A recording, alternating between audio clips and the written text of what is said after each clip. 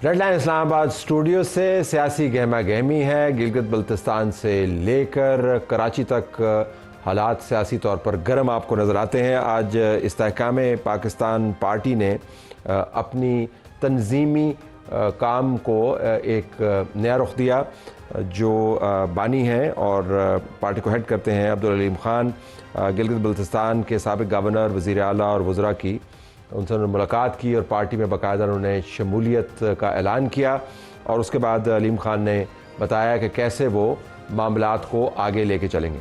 इस्तेहकाम Pakistan party का सबसे बड़ा मंशूर वहाँ पे ये होगा, वहाँ की खुशहाली, वहाँ की तरक्की, वहाँ लोगों को रोज़गार के मौके मुहैया करना और इंशाअल्लाह ताला इसको पाकिस्तान का एक स्विट्ज़रलैंड बनाना। गिलगित बल्तिस्तान की तरक्की के लिए, खुशहाली के लिए अपना किरदार अदा करेंगे।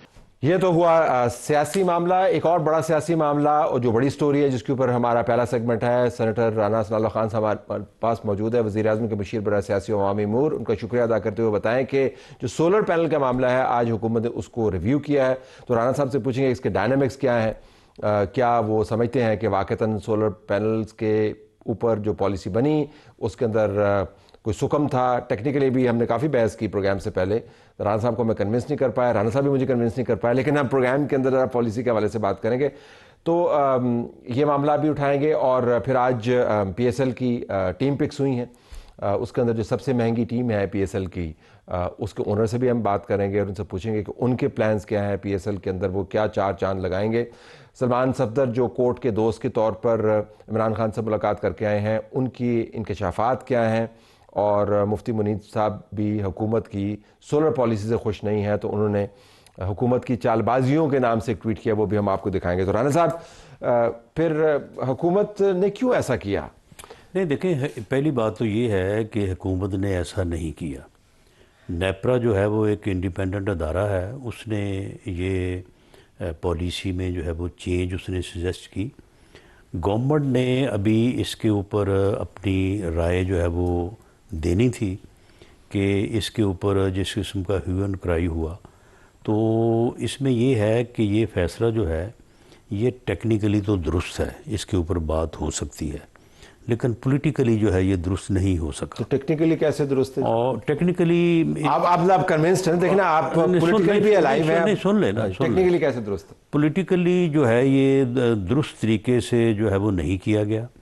और अब जो है ह्यू एंड क्राई जो शोर उठा है, तो उसके बाद फिर हमने अब ये फ़ैसला किया है, गवर्नमेंट ने और प्राइम मिनिस्टर ने ये फ़ैसला कर दिया है कि नेपरा से जो है वो रिक्वेस्ट की जाए कि इस फैसले को रिव्यू करे। तो जब अब इस फैसले को हमने रिव्यू करने की ठान ली है, तो अब इसके ऊपर बहस करने या इसको डिफेंड करने का फ़ायदा नहीं है। नहीं, बिल्कुल हम नाम चाहेंगे, लेकिन हम उस मंतक में जाना चाहेंगे जो उसके पीछे की। अभी आपने फरमाया कि नेपरा एक आज़ाद इदारा है और अभी आपने और उसने एक पॉलिसी रिव्यू किया और उसको इम्प्लीमेंट कर दिया, नोटिफिकेशन जारी हो गया और उसके ऊपर ह्यू एंड क्राई का लफ्ज़ आपने इस्तेमाल किया। फिर उसी नेपरा को अब हुकूमत वक्त जो आज़ाद इदारा है कह रहे हैं कि वो रिव्यू करे। तो अगर आज़ाद इदारा है जिसने आज़ाद अंदाज से इसके ऊपर एक पॉलिसी स्टैंड ले लिया जो नोटिफाई हो गया, वो हुकूमत की बात क्यों सुनेगा? अगर सुनेगा तो फिर वो आज़ाद तो ना हुआ। नहीं, हुकूमत नहीं, ये कहाँ लिखा है कि अगर एक अदारा आज़ाद है तो उसने हुकूमत की बात नहीं सुननी? क्योंकि आज़ाद अगर नहीं, सुन ले, ये यानी अदलिया के बारे में भी मंत्रा यही है कि जी अगर अदलिया जो है वो हुकूमत को लताड़े ना और जज साहबान जो है वो उनके जो है वो रेड अलर्ट ना चले, तो इट मीन्स कि अदलिया आज़ाद नहीं है। और अगर अदलिया जो है वो गवर्नमेंट के साथ यानी मामला फहमी से मुराद ये है कि ऐसे फ़ैसले करे जिससे गवर्नमेंट को भी जो है वो सेटिस्फेक्शन हो, तो ये तो अदलिया जो है ये तो बिल्कुल जो है वो ख़त्म होकर रह गई है। मामला ये है कि इंडिपेंडेंट जो अदारा है, ये कहाँ लिखा है कि अगर वो हुकूमत की मान लेगा तो वो इंडिपेंडेंट नहीं रहेगा। हुकूमत एक रिक्वेस्ट करेगी। आप देखें, इसमें आप एक बुनियादी चीज़ ले लें कि 3,46,00,000 लोग जो है वो कंज्यूमर हैं, उनमें से सिर्फ 4,66,000 जो हैं वो नेट मीटरिंग पे हैं। ठीक, नेट मीटरिंग के मतलब अब जो ये है ना कि जी ये गरीबों के साथ, भाई जिस आदमी ने 2 पैनल या 1 पैनल लगा के को अपना बल्ब या पंखा चला रहा है ना, वो नेट मीटरिंग पे नहीं है। اور وہ تقریباً کوئی 18,000 کلو واٹ جو ہے نا وہ اس وقت اس طرح سے جنریٹ ہو رہا ہے. یہ جو ہیں یہ نیٹ میٹرنگ والے یہ تو تقریباً 7,000 کی جنریشن ہے, اور 7,000 میں سے تقریباً 4,000 جو ہے وہ صرف 150 آدمی یعنی جو مل آنر بڑی فیکٹری والے ہیں. لیکن اب اس سے یہ ہے کہ ان کا جو بوجھ ہے وہ 3 کروڑ 42 لاکھ پہ جائے گا. مہنگی بجلی کا بوجھ بسد ہے جو سن لیں ٹیکنیکلی جو ہے نا, ٹیکنیکلی تو نیپرا نے جو کیلکولیشن کی وہ درست ہے, لیکن بجلی مہنگی پولیٹیکلی جو ہے وہ اس کو ہم بہتر انداز سے نہیں کر مہنگی سکتے. جو ہے وہ سولر پینل یوزرز چاہے وہ 4 لاکھ کچھ ہزار ہوں یا 150 کے قریب ہوں, ان کی وجہ سے مہنگی نہیں ہے بجلی اس ملک کے اندر. ان سے آپ اگر مہنگی خریدیں گے, نہیں سن لیں نا, ان سے اگر آپ مہنگی خریدیں گے دوپہر کے ٹائم ان سے لیں گے اور پیک آورز میں ان کو دیں گے تو دیکھیں اس کا جو وزن ہے. اب دیکھیں نا ایک سسٹم کے تحت ایک یونٹ کی قیمت جو ہے وہ بننی ہے, اسی سسٹم کے تحت اگر آپ یہ کریں گے, سسٹم میں آپ کی انیفیشنسی ہے, برے معاہدے ہیں, اس سسٹم کے لیک آف ریکوریز ہے, آن لائن لاسز ہیں, رانا صاحب وہ سارا نکال دیں اگر آپ نہیں دیکھیں تو یونٹ بہت نیچے آ جاتا ہے. نہیں یہ تو پھر وہ بحث ہے کہ دیکھیں ایک سسٹم ہے, اس سسٹم کے تحت یونٹ جو ہے وہ مثال کے طور پہ 10 روپے کا ہے.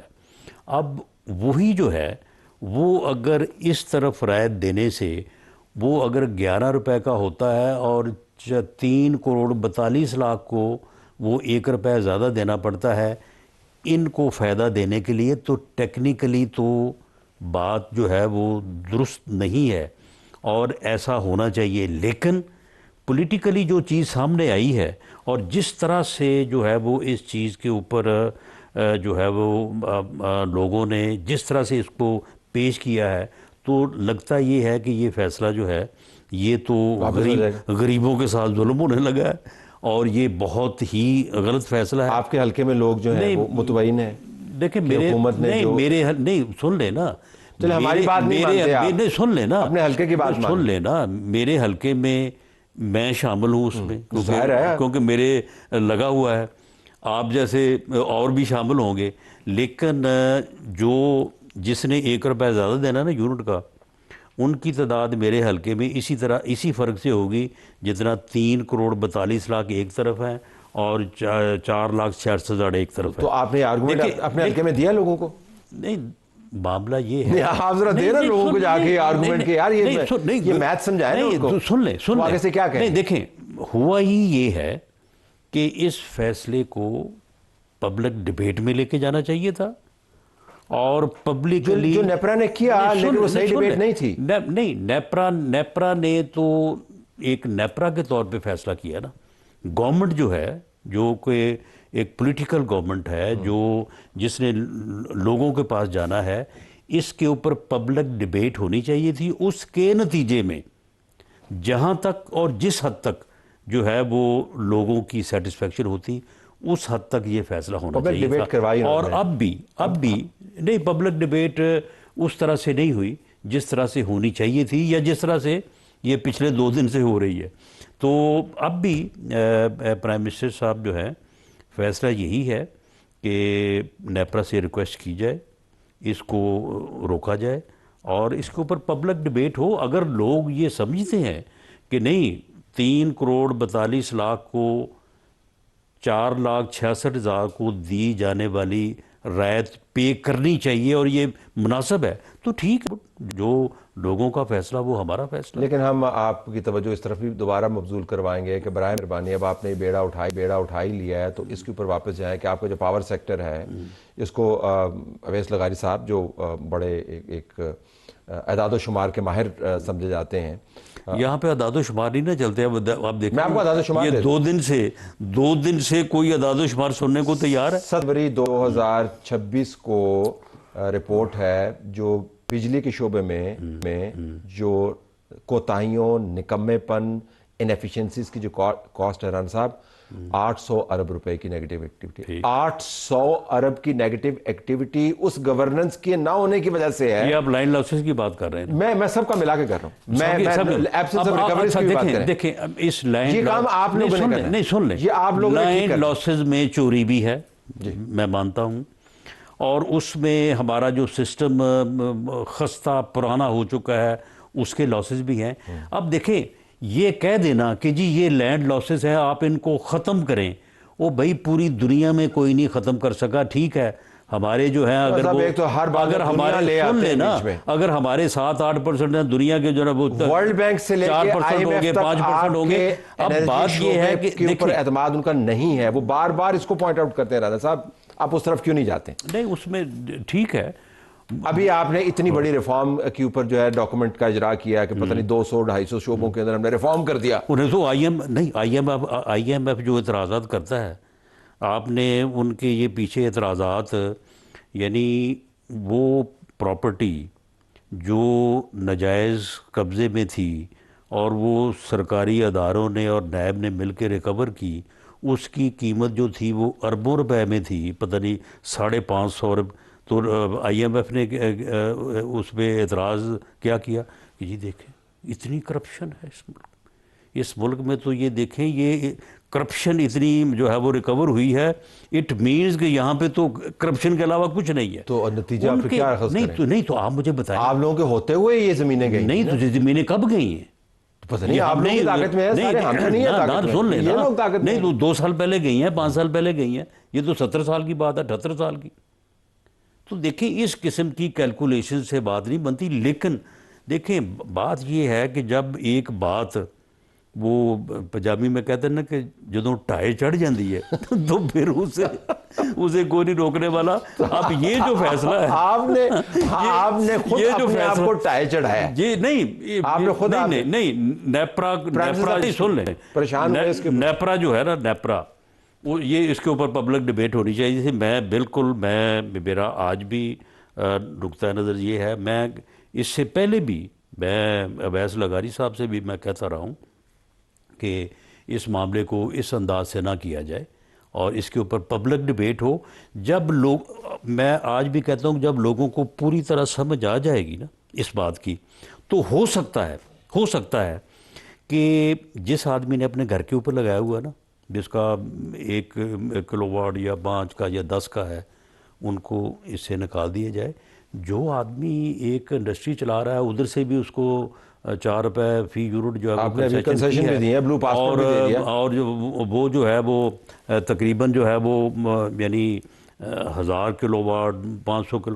تو معاملہ یہ ہے کہ اس میں ایسے راستے ہیں کہ جن سے جو ہے وہ یہ جو لوگوں کا جو اعتراض ہوا ہے یہ بھی جو ہے وہ ایڈجسٹ ہو سکتا ہے، اور اس میں وہ گنجائش جو ہے کہ آپ 4 لاکھ کو رعایت دے رہے ہیں اور 3 کروڑ 42 لاکھ کو چارج کر رہے ہیں، وہ بھی ختم ہو سکتی ہے، اس میں کمی لائی جا سکتی ہے۔ اس وقت کنسلٹیشن کے عمل کے بعد آپ حتمی فیصلہ نیپرا سے متوقع کریں گے، یا آپ کے خیال میں طے ہو گیا کہ ہمیں اس کے اوپر فوری طور پر کارروائی کرنی ہے؟ بیچ میں اگر کوئی 2-3 دن ہیں اس کو حتمیت دینے کی؟ نہیں، ابھی امپلیمنٹ تو ہوا ہی نہیں ہے۔ میں ویسے آپ نے پروسیس سے شروع کر دیا نا؟ اب پروسیس تو گورنمنٹ نے شروع کرنا تھا نا، ٹھیک ہے، پروسیس ابھی شروع نہیں ہوا۔ ٹھیک ہے، اب آپ یہ نہ بات لوگوں کو سمجھا دیں کہ پروسیس شروع ہو گیا ہے، تاکہ وہ جو بات آپ نے آج پرائم منسٹر ہاؤس نے آج جاری کیا ہے نا، نہیں تو آپ کہہ رہے ہیں نا کہ پروسیس شروع ہو گیا، نہیں پروسیس شروع ہی نہیں ہوا ابھی۔ اچھا پھر آپ پریس ریلیز کے اوپر لکھ دیا کریں کہ ابھی پروسیس شروع نہیں ہوا لیکن پریس ریلیز جاری کر رہے ہیں ہم۔ نہیں،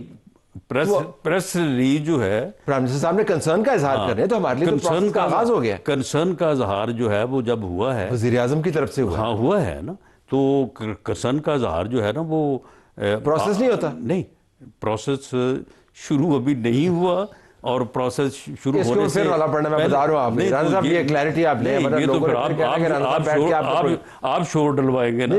میں نے آپ نے شور ڈلوایا۔ دیکھیں معاملہ یہ ہے کہ نیپرا نے فیصلہ کیا، اس فیصلے کے اوپر جو پروسیس گورنمنٹ کی کنکرنس کے بعد شروع ہونا تھا، اس شروع ہونے سے پہلے پرائم منسٹر نے اس کو جو ہے وہ روک دیا ہے، اور جس طرح سے میں نے عرض کیا ہے کہ اس کے اوپر جو ہے وہ ایک پبلک ڈیبیٹ اور اس کے سارے جو مضمرات ہیں اس کے پیش نظر اس میں تبدیلی ہوگی، اس میں تبدیلی ہوگی، یہی بات کریں، یہ تبدیلی اس کے اندر ہوگی۔ اچھا اب تھوڑی سی سیاسی بات بھی کر لیتے ہیں چلتے چلتے۔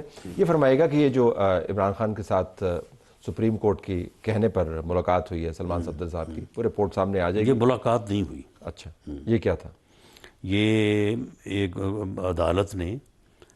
عدالت کو ایک رپورٹ پیش ہوئی جیل اتھارٹیز کی طرف سے کہ جی ان کو یہ سہولتیں حاصل ہیں، ان کی لیونگ کنڈیشنز ٹھیک ہیں، جو بھی سارا یعنی ان کا موقف تھا. تو وہاں پہ عمران خان صاحب کے وکلاء نے اعتراض کیا. انہوں نے کہا کہ جی نہیں، یہ تو سارا کچھ غلط ہے.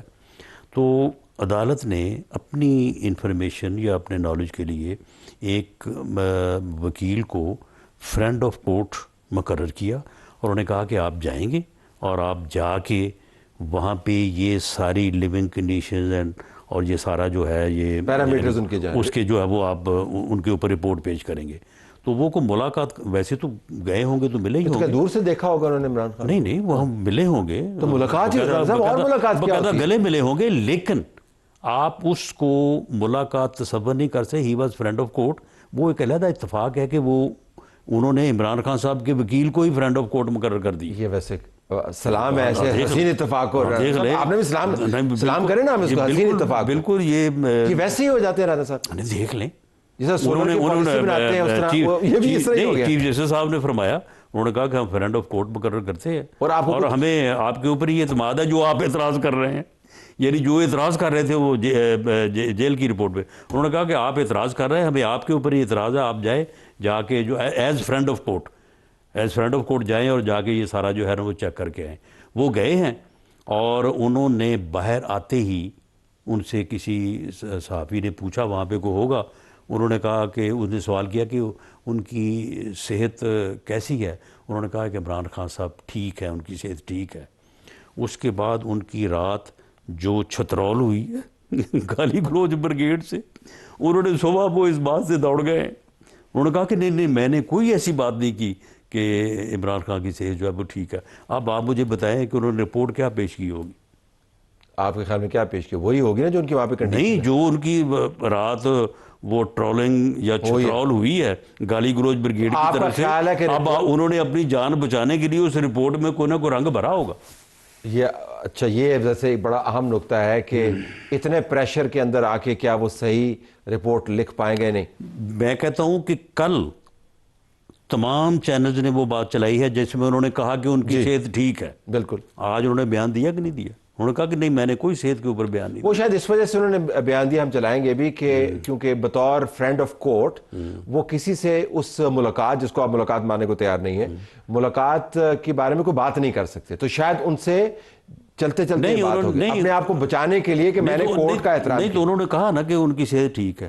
آج انہوں نے کہا کہ میں نے صحت کے متعلق کوئی بیان نہیں دیا. اور بیان کے بعد اس نے یہ نہیں کہا کہ صحت ٹھیک نہیں ہے، صرف انہوں نے بیان دینے والے نہیں، انہوں نے کہا کہ میں نے صحت کے متعلق کوئی بات ہی نہیں کی، لیکن جبکہ انہوں نے کہا کہ ان کی صحت ٹھیک ہے. اچھا، آپ وہ رات پھر ان کے ساتھ جو ہوا ہے یہ وہ ان کا آپ سوشل میڈیا بریگیڈ جو ہے وہ دیکھ لیں تو وہ اس سے تو ان کے جو جتنی بھی ان کی قیادت ہے دوسرے تیسرے درجے کی، ان کی جان جاتی ہے ان کی. وہ کہتے ہیں کہ جی اس دباؤ کے تحت آپ کے خیال میں رپورٹ کے اندر کوئی رنگ بھرا جائے گا، ایسا رنگ جو وہ اپنی کوئی نہ کوئی بچت کے لیے وہ کہیں گے تاکہ جو بات اس طرح بھی اچھی لگے، ورنہ تو یہ اڑا کے رکھ دیں گے اس کو. تو اگر وہ ایسی بات حقائق کے منافی ہوئی تو خود بھی تو پکڑے جائیں گے. آپ کے پاس ویڈیوز تو موجود ہیں، آپ نے ساتھ ڈاکومنٹ کیا. میرا خیال ہے کہ جو چیف جسٹس صاحب نے یا عدالت نے جو ایک میں سمجھتا ہوں کہ ایک اچھا جسچر تھا، انہوں نے کہا کہ جی آپ اعتراض کر رہے ہیں تو ہم آپ ہی کو فرینڈ آف کورٹ مقرر کرتے ہیں، آپ جائیں اور جا کے دیکھ کے رپورٹ کریں.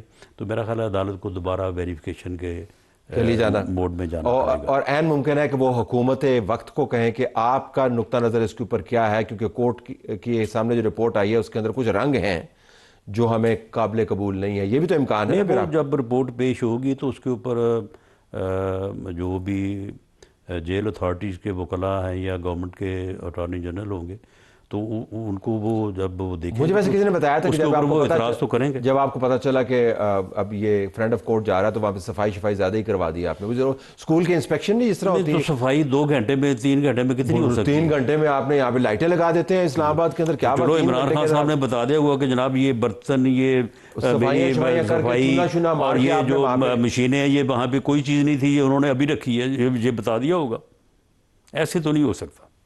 تو کوئی خاص تبدیلی نہیں کی اس انسپیکشن کے پیش نظر, جیسا تھا ویسا ہی ڈاکومنٹ؟ دیکھیں جو میری انفارمیشن ہے, میں نے وزٹ تو نہیں کیا, لیکن آپ کو یہ تو پتا کہ ویڈیو بنتی ہیں, آپ ویڈیو دکھانے کی باتیں بھی کرتے ہیں, آپ ساری چیز دیکھ تو رہے ہیں دور سے. چلیں بات یہ ہے کہ جو میری انفارمیشن ہے ان کو ان کی پوزیشن کے مطابق جو فیسلٹیز عدالت نے دی اسلام آباد ہائی کورٹ نے وہ تمام ان کو میسر ہیں.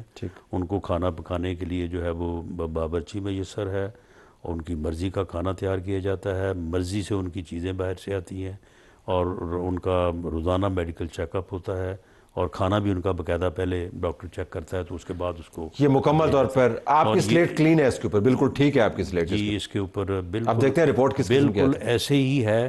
اور یہ بھی آن ریکارڈ ہے کہ میاں نواز شریف سے لے کے میرے تک یا میرے سے آگے تک آج تک کسی بندے نے ہم نے اعتراض نہیں کیا کہ جی ان کو آپ یہاں پہ دیسی مرغی اور یہ سارا کچھ, جبکہ جو یہ کرتے رہے ہیں اس کا بھی ذکر اگر کبھی آپ کریں تو پھر آپ کو معلوم ہو کہ یہ جیلوں میں کس قسم کا سلوک کرتے رہے ہیں. اس کو بھی ڈاکومنٹ کرنے کی ضرورت ہے. آپ وہ ڈاکومنٹ تو ہے. آپ کے لیے کوئی فرینڈ آف کورٹ تو کبھی نہیں آیا تھا دیکھنے کے لیے رانا صاحب کے ساتھ کیا ہو رہا ہے؟ سوال ہی پیدا نہیں ہوتا فرینڈ آف کورٹ. تو فرینڈ آف کورٹ کا تو اس وقت تو آپ یعنی بہرحال چلیں ہم اس سے مقابل اپنی بات نہیں کرتے, لیکن بہرحال ہم آن ریکارڈ ہیں کہ بھئی جو ان کی پوزیشن ہے اس کے مطابق ان کو جو سہولت ان کی انٹائٹلمنٹ ہے وہ ملنی چاہیے. I have to leave it there.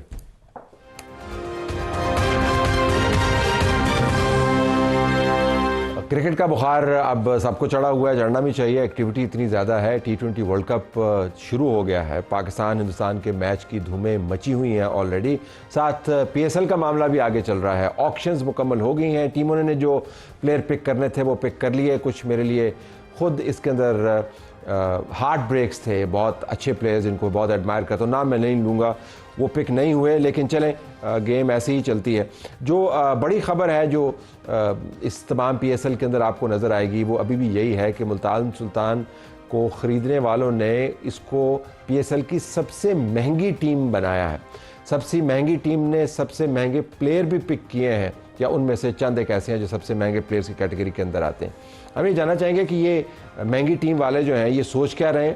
تو محمد احسان طاہر صاحب جو گروپ CEO ہیں ولی گروپ ٹیکنالوجیز, وری ٹیکنالوجیز, جنہوں نے یہ ٹیم خریدی ہے, وہ ہمارے ساتھ موجود ہیں. احسان صاحب بہت شکریہ, آپ نے ہمیں جوائن کیا. یہ تو بتا دیا آپ نے اپنی ٹیم کو مہنگی ٹیم بنا کے اور مہنگے پک کر کے, لیکن میں دوبارہ بڈ پہ واپس جانا چاہوں گا. آپ کو اس وقت لگا کہ 245 کروڑ تک یہ بڈ جائے گی؟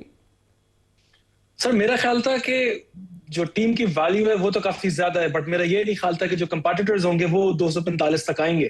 So that was surprising for us کہ یہ لوگ 245 تک آئے, بٹ ہم لوگ اگر اوپر جاتی تو سر ہم لوگوں نے تو جانا تھا ابھی تک. اچھا, آپ نے بتا دیا پنڈی سے آپ کا گہرا تعلق ہے, اب راول پنڈی کا نام آپ نے چوز کر لیا, اس سے آگے پیچھے کوئی سابقہ لاحقہ لگائیں گے یا نہیں, ہے صرف راول پنڈی چلتا رہے گا؟ جی اس کے آگے ایک ظاہر سفکس تو بھی اٹیچ ہوگی. سو دا ٹیم نیم راول پنڈی ہے, اور اس کے آگے ابھی ایک سفکس اٹیچ ہوگی انشاءاللہ. ابھی اس میں ورکنگ چل رہی ہے. So we are trying to move as fast as possible, but انشاءاللہ 1 یا 2 دن میں فارملی ہم لوگ اپنے ٹیم کا جو نام ہے ضرور اناؤنس کریں گے انشاءاللہ. آپ کی پکس دیکھ لی ہیں اور بڑی آپ نے متوازن قسم کی ٹیم چنی ہے, جیتنے کے لیے آپ نے ٹیم چنی ہے. کمبینیشنز کے اوپر اگر آپ ہمیں بتائیں کہ آپ کے خیال میں کس قسم کے کمبینیشنز ہوں گے, کس قسم کی ٹیم آپ کھلانا چاہیں گے؟ اب پکس تو ہو گئیں. طلعت بھائی کیونکہ یہ وہ کہتے ہیں نا third time is the charm, تو ہم 2 ٹائم تو ٹیم کی بیٹ ہار چکے ہوئے ہیں تو پریکٹس ہوئی بھی تھی ذرا. سو دس ٹائم اراؤنڈ کیونکہ we were coming in with a conviction کہ انشاءاللہ اس دفعہ یہ ٹیم ہم لوگوں نے ہر صورت میں لینی ہے.